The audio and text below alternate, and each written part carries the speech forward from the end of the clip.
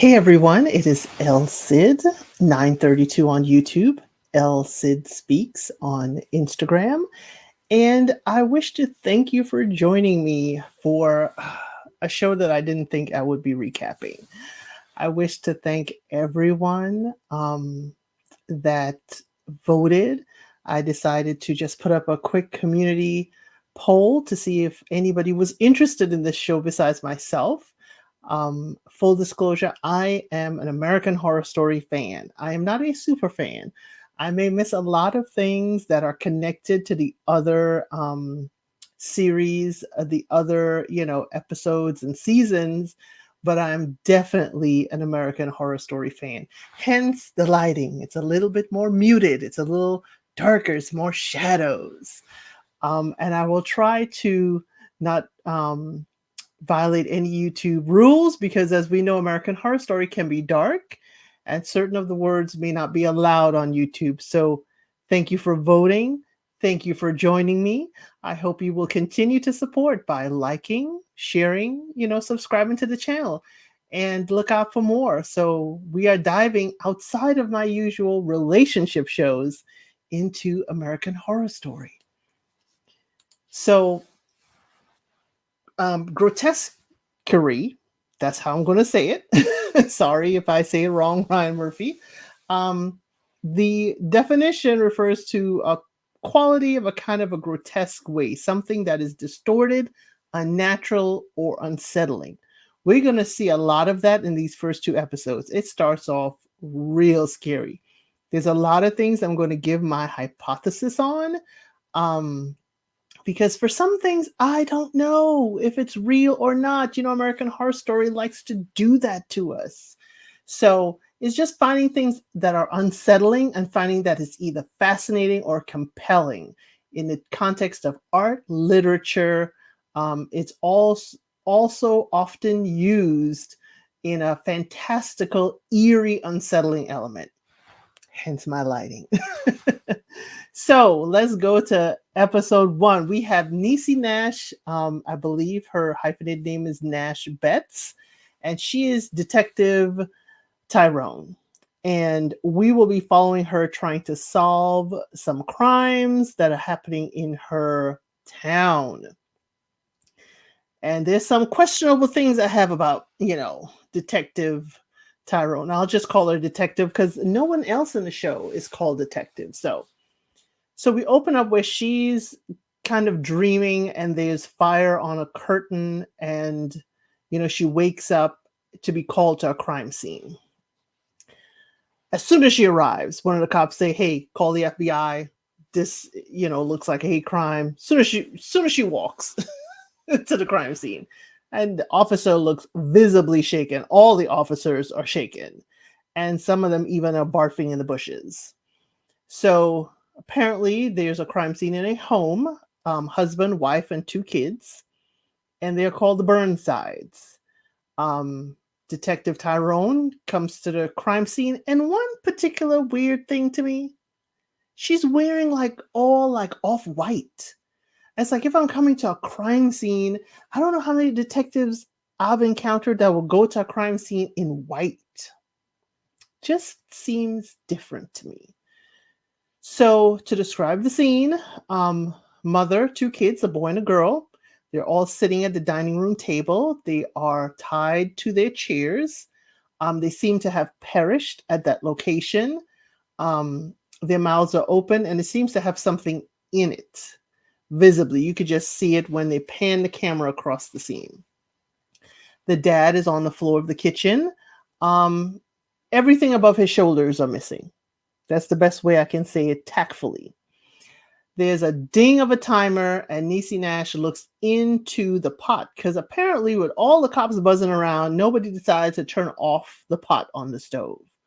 So she looks into the soup that's still boiling. Odd. So we cut to the detective driving in the desert. There's a desert area. I guess this town, maybe it screams Vegas style to me because there's a town and then you're driving from one place to another and it's like desert.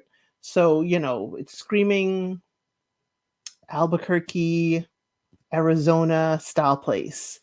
And Angie Stone is playing. It's a lot of very moving music, I should say, in these episodes. So Niecy Nash is getting dinner together for her daughter. And the daughter sitting there knows all the answers to the Jeopardy questions. She's just like hearing them and just rattling off. And she's like, you should go on that show. And the daughter's like, something's off with you, Mom. What happened? What happened at work? And Niecy Nash is like, you never asked me about work. Let's not talk about work. And I could understand based on the scene she just saw. So we have her, Detective Tyrone, going to the hospital, and she encounters the head nurse, who's Nurse Red. And that is very interesting to me because she has on these heels. She looks like an old school pinup model with her hair rolled on both sides. She is looking very demure. So I just find it odd that a nurse in this day and age, because it's supposed to be modern times, that she is wearing heels. That, I'm seeing that you will have bunions the size of Massachusetts by the time you're done. So she, tells Detective Tyrone she should reassess having the patient at a local hospital. It turns out Detective Tyrone, which is Niecy Nash, bets, her husband is in the hospital. This is Courtney Vance is playing her husband. And the hospital is like, he's in an induced coma. So to take care of him is a lot. So she's like, hey, maybe you need to look at having him housed elsewhere. So Detective Tyrone, though, says, I don't feel like his spirit is there. But the nurse is like, she's not hearing Detective Tyrone say, like, I don't feel he's there. And, it's been 28 days and the ventilator's breathing for him. But the nurse ignores her, Nurse Red, and says she wants to keep him on the ventilator longer. He just needs more care and doesn't even want to acknowledge that Detective Tyrone, the wife, probably at this point wants to pull the plug. So I understand not doing any harm, but her just ignoring that is suspect to me. So the nurse says, that when Detective Tyrone visits her husband, she's not very loving. I was like, lady, really? So Nurse Red says there are cameras in the room because a patient was with child years ago. A coma patient became with child. So she has put cameras in every one of her, comatose patients' rooms as a precaution. But it seems like the nurse is also snooping and now getting involved in their marriage. So the detective rightly says, mind your business, Nurse Red, mind your business. So the nurse shouts at Detective Tyrone when she leaves, saying, he hears you, he knows, and he feels. So we cut to Detective Tyrone gives a debrief to her team. And, here she is told that there's a nun in the waiting room waiting for her. She's like, of all the things I need today, on top of everything I just dealt with, going over this crime scene, a nun comes to see me. Her name is Sister Megan. Sister Megan is, I guess, the editor-in-chief or one of the writers for a local Catholic newspaper. It focuses on crimes and cult stuff.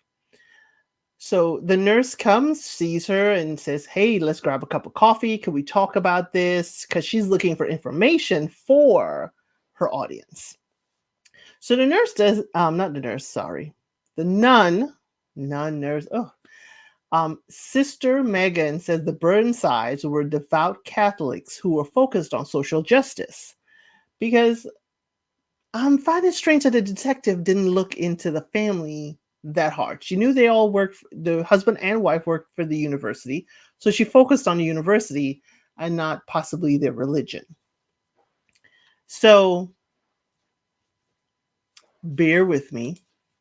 I have forgotten to put my banner up, but this, of course, is for entertainment purposes only. And I am going to put up a trigger warning right here because I'll be describing part of the crime scene as the detective did, but still keeping in line with YouTube regulations. So here we go. Apparently, the father, his region above his shoulders that I said was missing, was salted and buttered and roasted. And it was served to his family with an unknown sauce. The detective says that what was boiling in the pot is worse than anything you can never unsee. And I'm like, whoa, okay. You're giving me all these things worse than anything you could ever unsee. And I'm looking at the crime scene like, what did I miss? So the detective goes on to say that the mother and kids died of heart failure from acute shock based on what happened. That a neighbor called at 3 a.m. because Mozart was playing loudly. And the sister guessed, was it the Requiem? And Detective Tyrone is like, you guessed that? And then she slightly opens her drawer and reaches to put her hand on her gun because, quite frankly, like Detective Tyrone, I don't know if Sister Megan is truly a sister, a nun in that sense. It's like she just walked into the police station and say, hey, I'm here. What do you have on this crime? It was all suspicious to me. So the sister says that the song is based on Mozart mourning death. I'm going to get rid of the trigger warning, but it will come up occasionally. Sister said Mozart is mourning death in the Requiem. He's actually mourning his own. So it would fit in, a crime scene such as that. The detectives asked the, sister if she would help her figure out what the liquids and smells were in, the crime scene. So the sister asked the detective if she's a woman of faith, and the detective quickly ends the interview like, okay, we're done here. We're done. When the sister comes back to the crime scene, she said it sounds like the perpetrator was meting out justice for a war crime. Okay. So we go to a Florida commercial is playing, and we see two dudes on a couch. They look very intoxicated. They look very high on substances. We don't know what it is, but they are on a tarnished couch in an apartment that looks like it could do with a deep cleaning. And someone is ringing the doorbell and knocking. So one of the dudes gets up and he goes to the door and say, hey, yo, is that you? And the person just keeps on knocking and ringing the doorbell. And then we cut to Detective Tyrone coming to the scene at that apartment. Which she says this is a known location and we have a wiretap on it. So what's this? So the cop tells her again, call the feds. the cop was like, I ain't got time for this. Call the feds. She's like, well, where are the other cops from the station? He's like, they're all inside. So she sends everyone out of the apartment, everyone taking photos because it's too many people. It was like at least 15, 20 people in the crime scene. Somebody opens up the curtains and you see, and I'm going to change to the trigger warning again, describing the scene, which is grotesquerie. And they open the curtains and you see the two dudes are from the waist up is pinned on one side of the wall and the waist down is pinned on another side of the wall, but there's no blood anywhere. None. Nowhere. The same fluid that was found at the Burnside's crime scene is also in the apartment. So all of a sudden, Sister Megan shows up. Sister Megan shows up and the detective chews her out. But then she lets her go into the crime scene to take notes and warns her, don't touch anything. Now, when anybody tells me don't touch anything, I'm usually don't touch anything, but I wouldn't let anyone who's not a detective, especially since the scene has not been fully processed, to go in. So whatever. So the cop tells The detective, the same thing. Like, you're letting her go in there? What the heck? So Detective Tyrone says, I need a fresh pair of eyes on this. Fresh pair of eyes on the scene so we can get, a new hypothesis. So we cut to Detective Tyrone goes to visit her husband in the hospital. She sits, takes his hand, and, she touches his hand and then takes a sip of the vodka in her flask. She tells her husband that her daughter eats 2 dozen taquitos in one sitting. I'm like, whoa. I knew when she made dinner, she made a tray, but I didn't know it was 2 dozen. And that the daughter wants to go on some half-ton reality show, but she has to get to a half-ton. So I'm like, is she gaining weight to go on a reality show to lose weight? Okay. Then Detective Tyrone goes and lays on his chest, gets on the bed, lays on his chest, and talks to him, talks of the old time, and says she needs him right now. Because apparently her husband was a doctor of philosophy at the university, and she's just like, she needs some support right now. She goes home and she hears footsteps somewhere in the house. You know, when you come in and you like hear rustling around, she's like, what is something running upstairs? And then she pulls her pow pow, and we see a figure with a top hat walking past her. So she's walking along the hall, and we see into a room that somebody walks by with a top hat. And then she all of a sudden turns around, sees the person in the top hat. She chases him out into the street and shoots him. Her daughter is like, what the hell is going on, Mom? Why are you out here shooting your gun? So she never goes to see if she hit the person with her weapon, with her, with her pow pow. So something just screamed odd to me because she used the pow pow.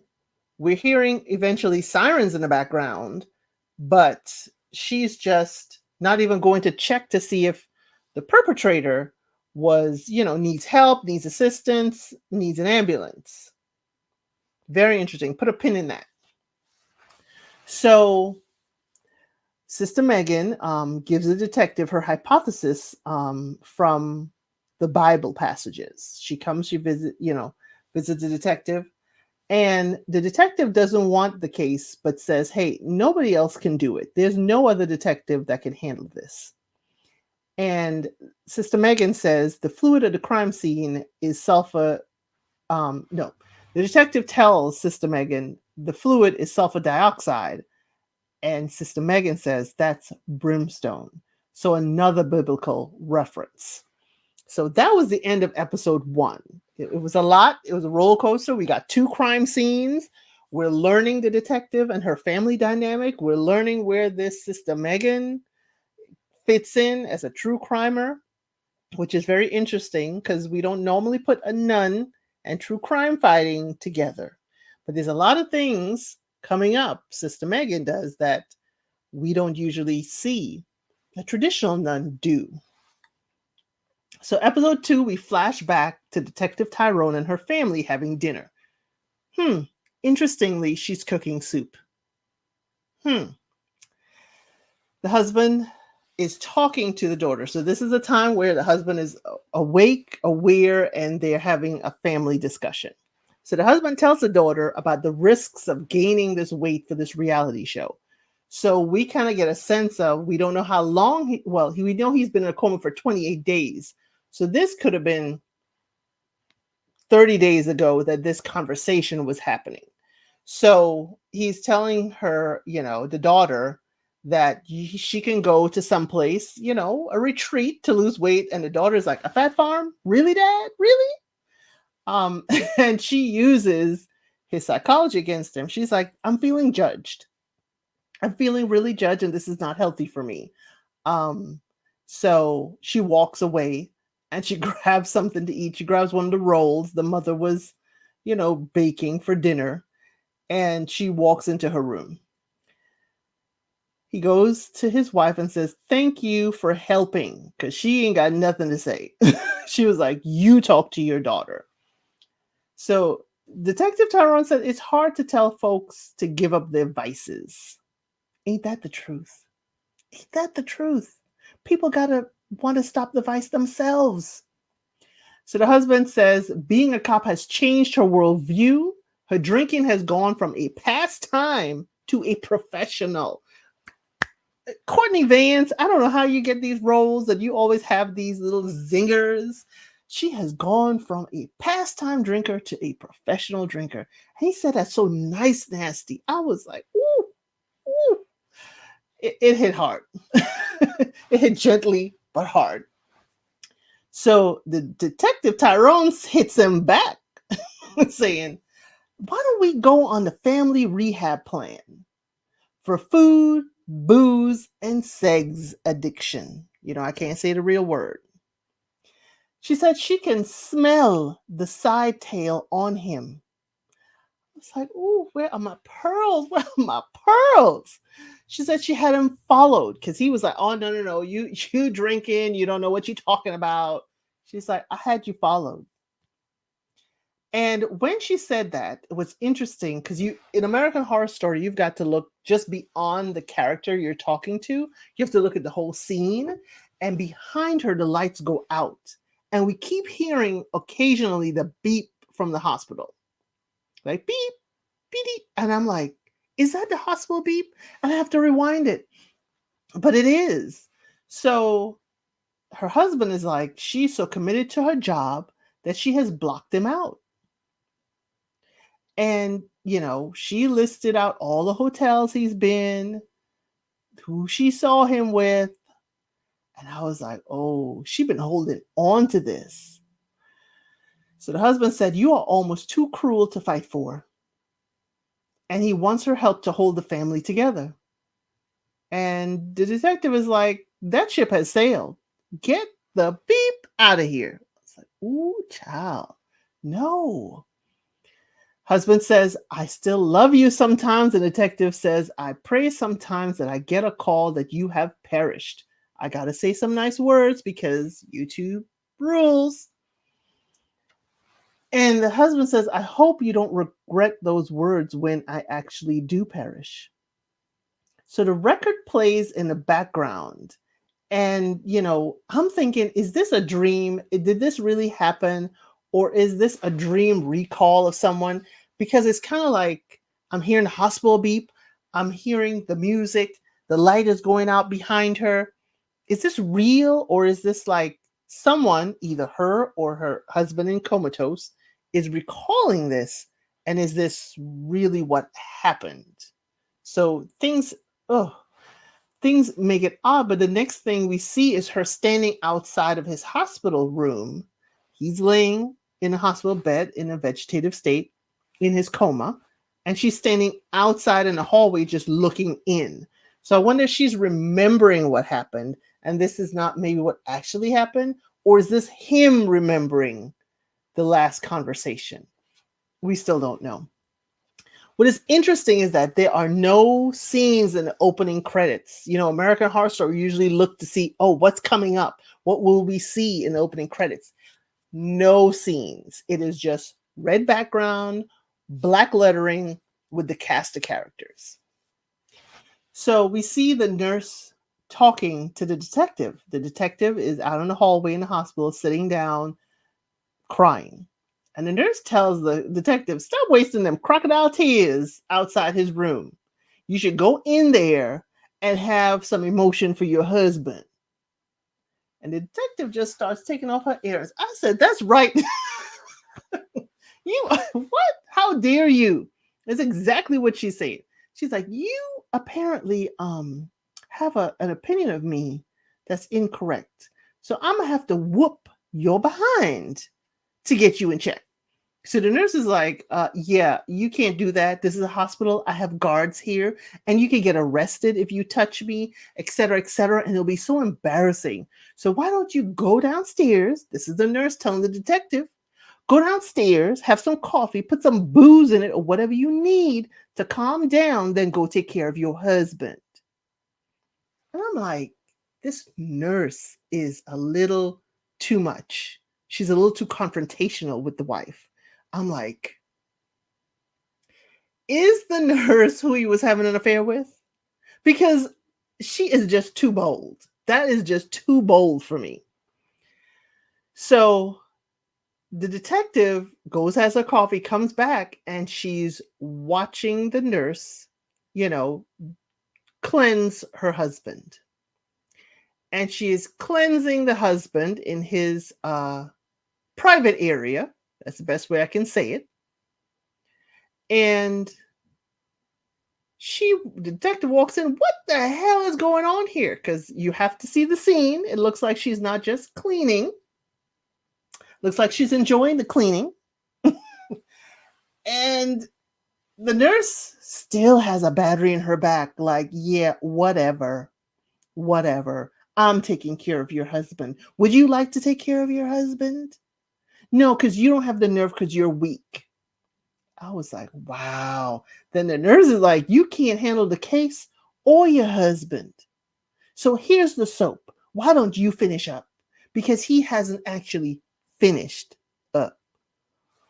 Ooh, Nurse Red is too much for me. Why does she feel like she has the nerve that she could talk to the detective like this? Wow. Whew. I was getting heated. I'm getting heated right now. It's like, how dare you? How dare you speak to the family member like this?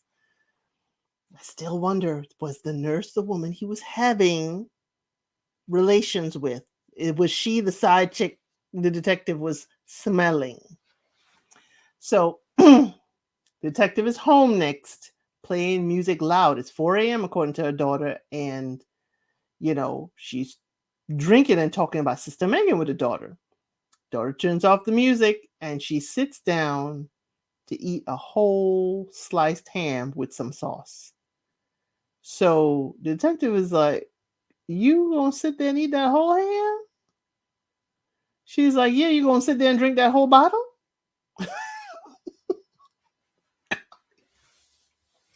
Detective says drinking invigorates her. The less sober she is, the clearer she sees things. I'm like, yeah, the husband did say you're professionally drinking. So the drunker you are, the clearer you see. I don't think that's how it works, detective. I don't think so. I don't think so. So daughter says the same thing about food. Same thing about food. And this whole crime scene is taunting her. So the detective is thinking this is someone that hated the family. And the daughter says someone who hated, maybe that they wanted both the husband and the wife. Maybe they wanted them or wanted their life. So the detective goes and talks to the cops in a meeting and telling them, leave no stone unturned. There's find stuff in plain sight. I wrote that down. I wrote that specifically because that's a lot of American Horror Story. Things that are in plain sight are what get you and you overlooked it. So she's like, find stuff in plain sight.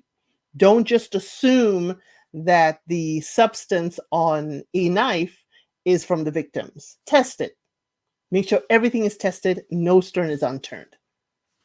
So the detective goes to the monastery, the nunnery, to go visit Sister Megan. Because I had a thought. What if Sister Megan isn't really a sister? What if she's just dressed like a nun to go in there to get information and to win trust? I was wondering that. So the detective walks in and leaves the door open, the front door. I'm like, close the door. You made it close. Close it. Then none of the nuns move. Everybody's either sweeping, wiping stuff down. Nobody says, hello, how can I help you? The detective walks all the way through, and I guess she finds someone because she's sitting and Sister Megan walks up. So I guess Sister Megan is a real nun. She's part of this nunnery. And Sister Megan took the detective to her board of crime. Apparently, Sister Megan has a place upstairs in the library where she has a whole wall with notes and photos and everything detailing the crime and talks about her theories. And like the detective, I was looking at Sister Megan like, yeah, you're a little too close to this.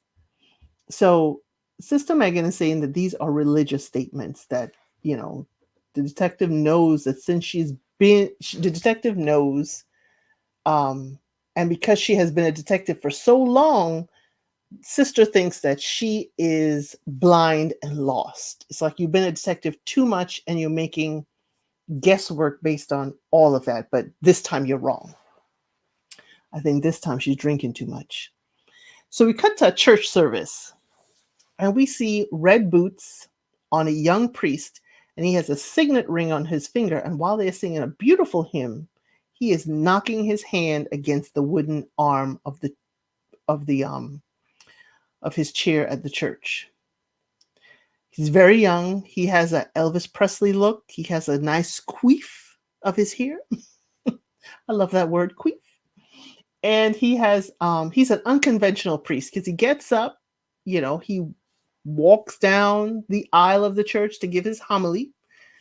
Full disclosure, I went to Catholic school, so I do know some things. That's why this is kind of interesting. And he keeps talking to, the parishioners like, hey, let's talk about this and let's talk about, pow ownership. And, he's putting on a show to me, but it's unconventional. I cannot, say anything other than he's just walking and talking in a manner his parishioners understand. So I guess that is good. Pews are filled. He said, your faith should be as strong as a hollow point.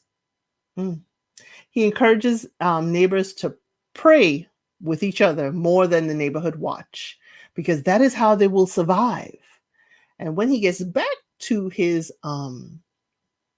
podium, he looks into the crowd, he looks at Sister Megan and gives her a little wink and a smile. And I'm like, okay, Father, I'm watching you, because that little wink, it wasn't cute. You're too young for that. So we cut to Sister Megan and the priest. I don't want to call him father, but that's traditionally. They go to eat. They're at a diner. Sister Megan says that the food is orgasmic. And he's looking at her like, okay. And she's like, I wasn't always a nun. And that's when she reveals that, I know, Father, you were a personal trainer before you came here. I was like, okay, Sister Megan. She's like, I will be doing a background check on the priest that's coming to lead this congregation. Okay. So she is enamored of him and said he offers a realistic vision of hope. And he says she is the reason why people come to the church, that the church higher ups are very thankful, and they see all of the work she's doing, because she's doing, true crimes, based on, faith or religious themes. So she said she has to solve the case first. Okay. She has to solve this case before she can do more. And she could almost smell that she's close to who the perpetrator is. And I'm sitting back and I'm sorry. The priest is giving me perpetrator vibes. I'm like, that's the first person I think is the perpetrator, is the priest. Because he has some facial expressions and some mannerisms, and we'll get to that just don't soothe me. He said it would be awesome if she solves this crime, because, the church is literally the savior of the people then. And he says, maybe you should look into a Chicago Ripper case. And then I'm like, Father, are you leading her away from you as a suspect? She just said she could smell the perpetrator is close. This all screams religious themes. You are a priest. You did not start as such. Are you misdirecting her? So she feels like the crimes are done by someone who is in search of God, and it's a summoning, like they're seeking God, but they're trying to also summon him to them. And the priest says, it could be of darkness or something deeper. So then, he asks, who are your serial unalivers? And I'm like, is this what we're talking about over lunch after we just had service? Really? She's true crime, but do we have to talk about that? He says there's a man who unalived his mom and used her skin. That was his favorite. She laughs and he chuckles, But then he looks at folks who pass by. He like stops laughing and looks at the waitress and whoever the patron is that passes by. He looks at them. Very sinister. I didn't like it. So then she says that hers is an unaliving nun who drew people to her nunnery in the mountains, saying she had a cure for their illnesses. And it was just a ruse to get victims and to make them give up their wealth for the nunnery. And to this day, all the nuns there still think she's a savior and she's a saint. I was like, are we really talking about this? Are we? I need to research what the church thinks about this show. I really do, because this is very different. The priest, asked about the first crime. And he said, oh, it sounds like this, verse from the Bible, talking about the flesh of the Father. Remember, they said that the family was served a bit of the Father. And then he says the second one sounds like how the church talks about, crucifixion. And these both relate to Bible verses. And then she tells him of the discovery of sulfur at the crime scene. And I'm like, Sister Megan, why are you telling him all this? Why are you telling him? I was just like, he could be the perpetrator and you're telling him what has been discovered. So she reaches over, she takes fries from his plate, and he says, Sister, theft is a sin. And she keeps on eating the fries, looking at him in his face, and giggles. And then he laughs too. I'm sorry, this priest is giving me, he's the perpetrator vibes. I know we should not jump to conclusions early on, but I'm weirded out. I just want to say I am weirded out. And Sister Megan, you need to stop telling the priest, because you look like, you are enamored. You look like this is the lead singer of your favorite boy band, and you are just dreamy-eyed, and you could be missing some things. Just like the detective is using alcohol and it can make her not see things, you are looking at him dreamily and you can miss things. So we cut to the priest in his room. We see him, we're at the door. We are at the door and we see his back, and we see that there's scratches all over the back, and he is giving himself pleasure. I see and notice like over his shoulder looks like the indents of some fingers. So I don't know what's happening. Then we see him wash his hands, and then we see him have something to flog himself. And it does have metal spikes on it. And while he is giving himself discipline, he is saying scripture. So I'm like, oh, let's just say he has buttless chaps on as well. If any of y'all know about Prince, the music icon Prince, he wore at a period in time on stage buttless chaps. So I'm like, okay, I am still thinking this priest has something to do with this. So we cut to the sister writing her article, and she calls the detective saying, hey, I'm going to print. I know these are anti-religious suspects. I just letting you know, courtesy, this is going live right now. And the detective said, no. We have a suspect. It's a person who harvests organs. And we're going to the crime scene now, so don't print anything.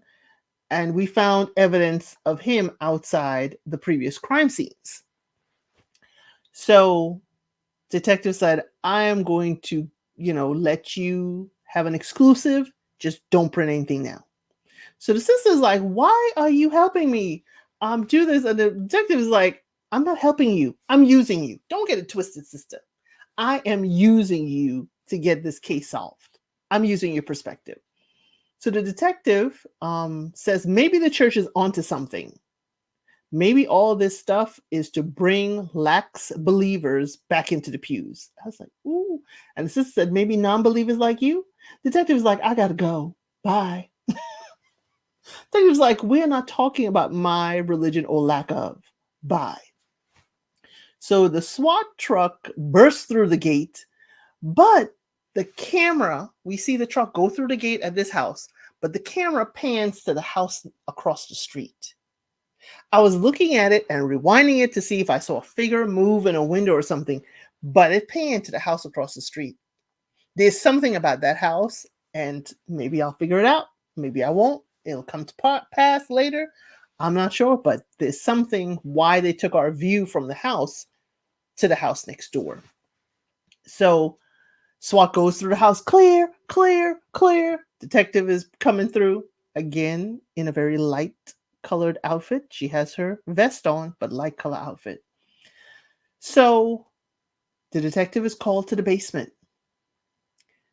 In the basement, we find a scene of the perpetrator's mother. I saw it as dressed as Mary. I'm going to put on a trigger warning. I am describing a fictitious crime scene from American Horror Story Grotesquerie. So the mother is sitting dressed like the Virgin Mary. She has like, a sheet over her head to give that veil look. And she is positioned like she's giving birth.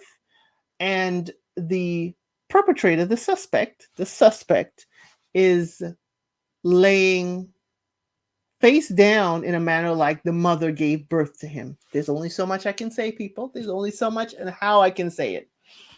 So the detective looks at the mother and she turns to her and says, "Wake up." And I'm like, is the detective having a moment? Wake up. So I'm like, maybe the detective is drunk and she's seeing the woman, but apparently the woman is alive, speaking to the detective, and saying some Bible verses. So the detective we turn to see is waiting on Sister Megan to show up for dinner. The sister, brushes off a bruise on her cheek when the detective asks, "What's that?" She's like, "Oh no, I fell. Like, Sister Megan is hiding secrets. So the sister asks the waiter about a drink, and she orders one with vodka in it. And then the detective says, "Club soda, hold the booze." And the waiter's like, "You sure?" And the detective's like, "Harvey, I'm fine." I'm like, "This is your usual drinking spot." Because the waiter knows you. Okay? This is your usual spot. And the detective is like, "She's going to stop drinking because her picker is off. She is losing it."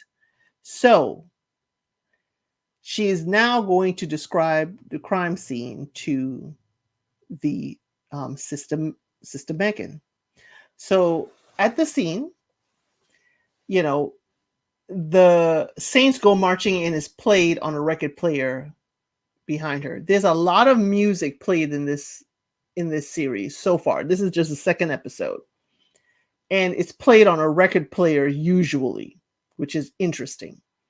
So there's a small record player, Saints Go Marching In is playing and the cops are all standing there staring at the scene. And when the music stops, the cops start moving again. They start doing their job. So they're standing still, just staring. Nobody's blinking. And then when the record player stopped, they're all like running around doing what they're supposed to be doing in the first place. Odd. I still think that is a dream state, maybe. So the sister tells the detective that what the woman was reciting was Psalms 5 verse. And, that the perp left a calling card, according to the detective. And the calling card says, "I belong to those who have troubled the sleep of the world. May all your dreams come true. Signed, Grotesquerie." I belong to those who have troubled the sleep of the world. May all your dreams come true. So I'm wondering if this person is like a vigilante. Because those who have troubled the sleep of the world. Because we realize that remember the second victims were folks that were drug dealers that the cops were searching for or had a wiretap on. And so they troubled the sleep of the world, if you want to look at it that way. Then we had this suspect that they came to his house He's a victim now, but he was an organ harvester. And so he would have troubled the sleep of the world because they do mention all of his crimes against adults and children. So I'm wondering if this is a vigilante. So now I'm looking around like, okay, I suspected the priest. What if it's a cop? What if it's a cop? But his sister says she doesn't recognize that. That isn't what her gut is telling her. And she would like to see the crime scene photos. The sister is very matter of fact.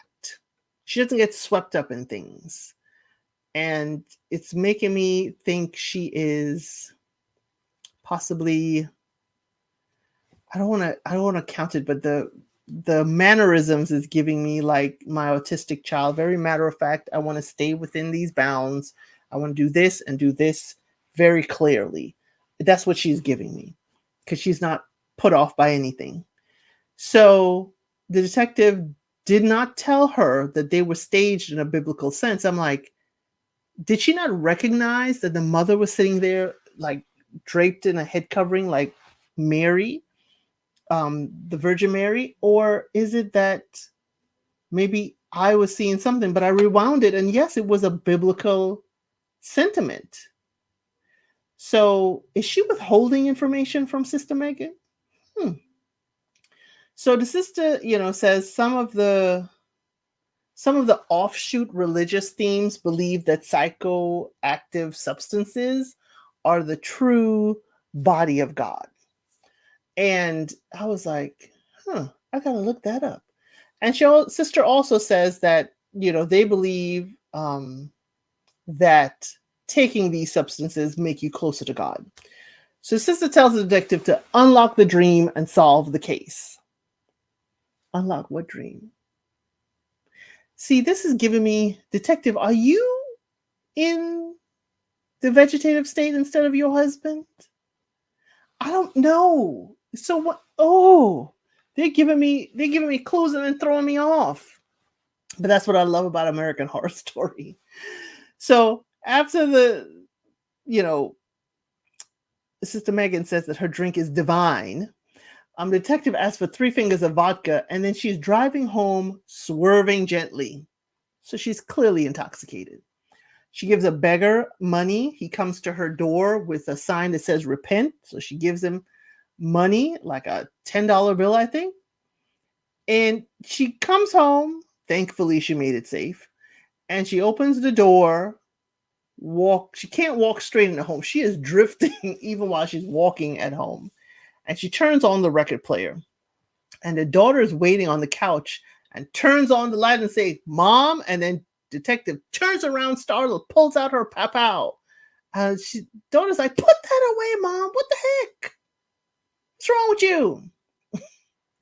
The detective sits down and brings out a box that was found at the crime scene. And I'm like, why did you bring it home and handing it to your daughter?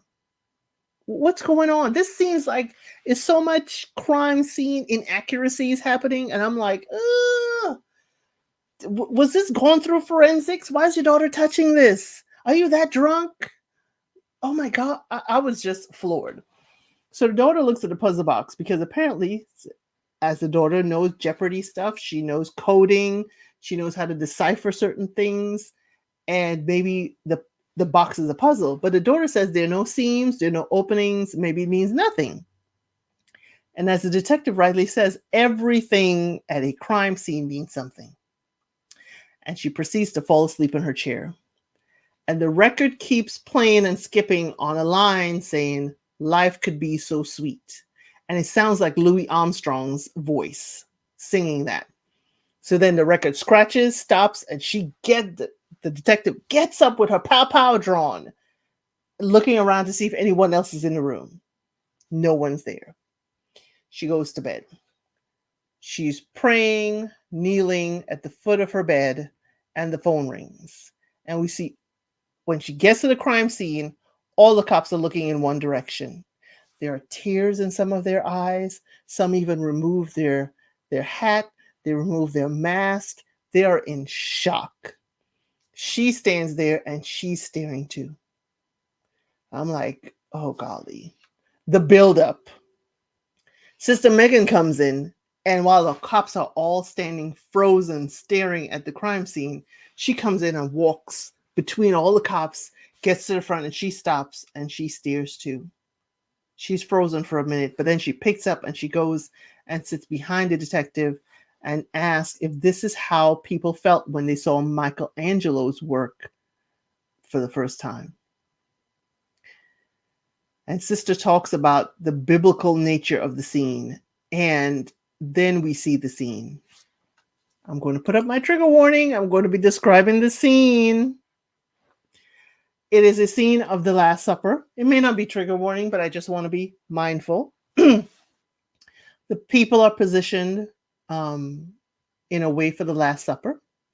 The figure in the center, who is supposed to be the Jesus figure, has a crown of thorns, and those thorns are long enough to reach each person to keep them propped up in their position. You may need to go see it. The detective says, who is this Last Supper scene for? Whose Last Supper is it? So she reveals that the victims are all homeless people, which the sister says unhoused. You see, again, we're politically correct. And the detective says these people were preyed upon and not prayed for. And the sister goes on to say, yeah, they were touched by genius, and this is grotesquerie. So the sister's thinking grotesquerie is a genius for putting this together. And remember, I started this by saying what the definition of grotesquerie is. It's kind of using in art, making something kind of, gory or horrific, but using something as art and making it look dark is how I would term it. So the detective says, I'm going home, and I'm going home and drink. So when the detective walks out, the cops shift to let her pass them, but they're all still standing still and staring at the scene. Nobody's processing, nobody's moving. They're just standing there staring. That ends episode 2. The preview shows us that more crimes are occurring.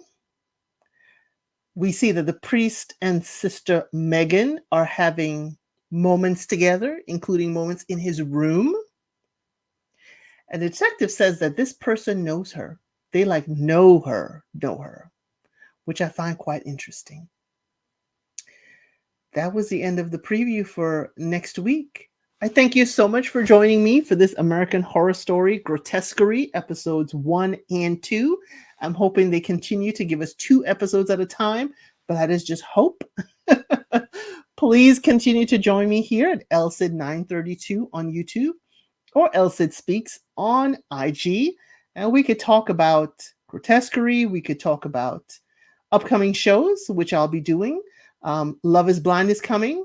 Ready to Love, I will be reviewing with another round with Jay. I have the link there. I believe it's JS, another round JS. I always say another round JR, but please look for the link there. I'll always let you know where I am. And I also cutting it up in the chat on YouTube sometimes. And I'm, sometimes, a lot of times in the chat at Little Black Book 91, which he has wonderful content. So thank you again for joining me for American Horror Story Grotesque. We are in for a wild ride, and we'll see if this connects to Asylum, the sisters that were there. I wonder. That's what's compelling me to continue as well. So again, see you next time. We'll be looking at Ready to Love. We'll be looking at Love is Blind and Married at First Sight. If you don't wish to do this grotesquerie, there's other things on the channel. So please like, share, subscribe, and I will see you on the next one.